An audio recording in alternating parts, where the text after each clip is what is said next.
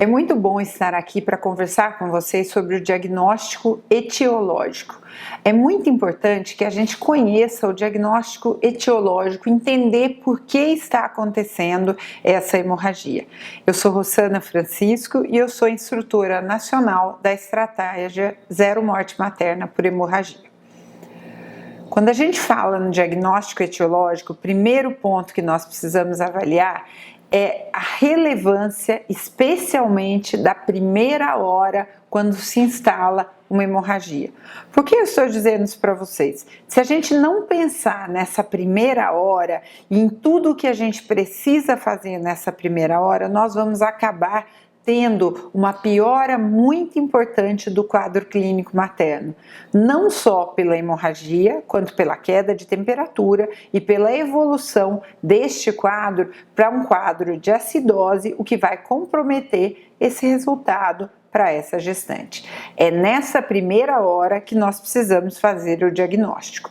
Então, o que nós fazemos? Chegou uma gestante, primeiro ponto, a identificação dos fatores de risco. A identificação dos fatores de risco está relacionada com as causas, como nós vamos ver daqui a pouco. Tomar as medidas de prevenção, fazer o diagnóstico da hemorragia pós-parto e imediatamente após o diagnóstico da hemorragia pós-parto, procurar a definição das causas. E as causas, para a gente defini-las, a gente pode usar os 4 T's. O que são os 4 T's? Então, nós temos que as hemorragias acontecem por problemas no tônus, como por exemplo na atonia uterina, por trauma, onde nós podemos ter inversão uterina, ruptura uterina e lacerações do trajeto, alterações no tecido, geralmente causadas por restos placentários, ou então trombina, distúrbios da coagulação. Quando nós pensamos nessas causas de hemorragia, principalmente o que tem que vir à nossa cabeça inicialmente, como é que nós fazemos uma sequência rápida para conseguir entender? As alterações do tônus, ou seja, a atonia uterina, vão ser responsáveis por 70% das hemorragias. Então, a primeira coisa que nós vamos procurar é analisar como está o tônus uterino. Passada a situação, excluímos a atonia uterina, responsável por 70% das causas, vamos pensar em trauma. Com isso, nós vamos procurar possibilidades de que durante este trabalho de parto, ou mesmo durante esta cirurgia cesariana, nós tenhamos algum trauma que precisa ser rapidamente corrigido. O trauma responde por 19% das hemorragias. Afastado a atonia, afastado o trauma, nós vamos para tecido, pensando na possibilidade que restos ovulares possam estar levando a essa hemorragia. O menos frequente são as alterações de coagulação, que vão ser responsáveis por 1% das hemorragias. Se nós organizarmos a nossa cabeça para o tempo todo fazer essa sequência, pensar atonia, trauma, tecido, trombina, rapidamente nós vamos fazer o diagnóstico da causa da hemorragia.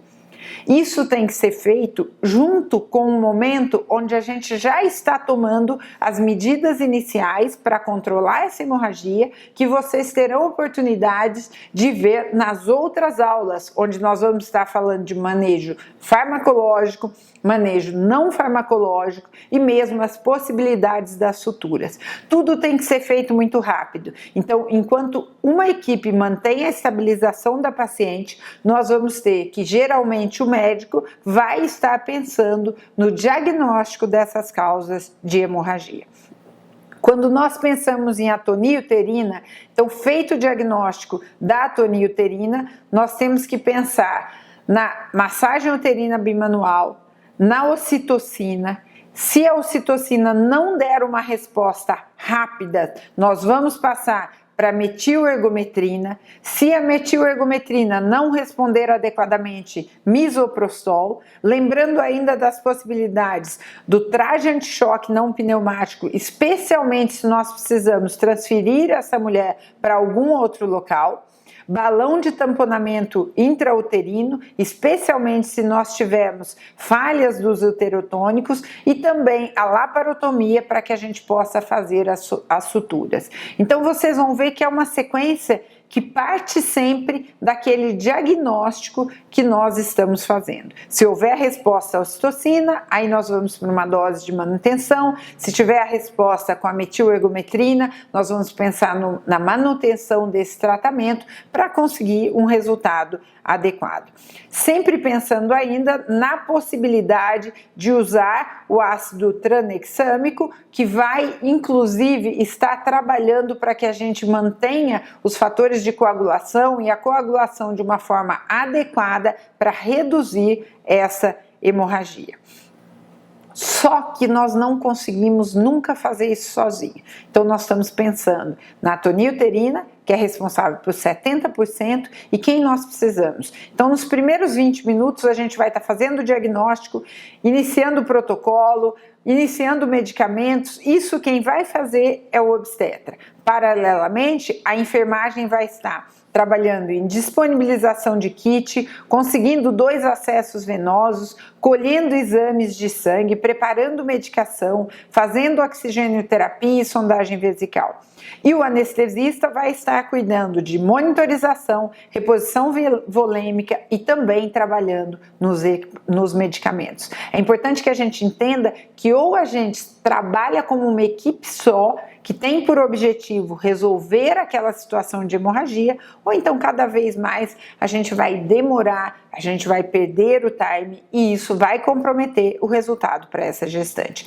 Nos próximos 30 minutos nós vamos trabalhar com balão de tamponamento, com TAM, com suturas hemostáticas, isso por conta do obstetra. A enfermagem vai auxiliar na utilização do balão, do TAM, o material para cirurgia, porque ela já tem que ir pensando que se não houver resposta, nós vamos passar então para um procedimento cirúrgico, contato com banco de sangue, com laboratório, agilizar esses resultados. O anestesista já vai pensando na analgesia, na anestesia, se vai ser necessário uma monitorização invasiva, transfusão, uso de vasopressores.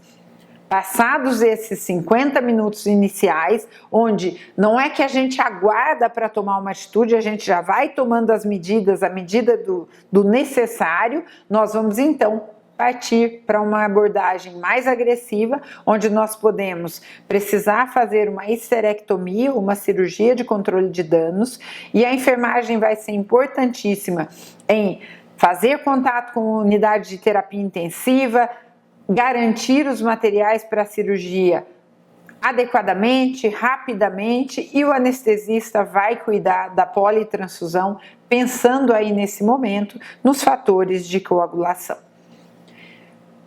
Lembrando que até agora a gente já respondeu por 70% das causas de hemorragia, mas ainda existem outras e aí nós vamos para o trauma. Trauma a gente tem que pensar, se a gente observa lacerações, nós vamos fazer uma revisão do colo uterino, da cavidade, ver se não houve uma ruptura uterina e fazer essa sutura de laceração. Possibilidade de hematomas, se ocorrerem hematomas, nós vamos precisar fazer uma exploração cirúrgica. Em algumas situações essa exploração é necessária, em outras o hematoma está controlado, então não se precisa daquela abordagem naquele momento, mas é importante que a vigilância se mantenha de forma contínua. Se houver uma ruptura uterina, uma laparotomia, é importante revisar o segmento após parto vaginal em paciente que tenha um antecedente de uma cesárea anterior para se fazer esse diagnóstico. Lembrar da possibilidade que é mais rara, mas que também existe, da inversão uterina, onde nós vamos utilizar a manobra de táxi e sempre lembrar da possibilidade da laparotomia ou mesmo do balão de tamponamento. Quando nós falamos de tecido nós estamos falando muito de restos ovulares. Então lembrar que uma dectação normalmente ela acontece em 10 minutos, mas espera-se que em 30 minutos essa dectação tenha acontecido. Se tivermos situações de dectação prolongada, nós temos que pensar na possibilidade de fazer uma extração manual da placenta, sempre lembrando que na extração manual da placenta nós temos que estar pensando em acretismo placentário, principalmente em pacientes que tenham antecedente de cesáreas anteriores e que podem estar apresentando esse acretismo, onde se houver uma manobra muito intempestiva, muito agressiva, nós podemos inclusive piorar a situação dessa gestante, levando até a uma hemorragia grave. E lembrar da possibilidade de uma curetagem. Se após a dectação nós percebemos a presença de restos, aí sim realizar uma curetagem uterina e nunca esquecer do acretismo placentário, que pode ser algo que a gente já conhece anteparto, ou então que nós vamos nos surpreender com essa situação no período intraparto.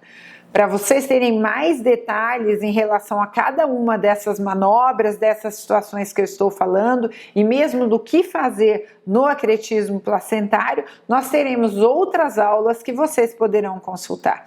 No acretismo placentário, o principal, não tentar remover a placenta.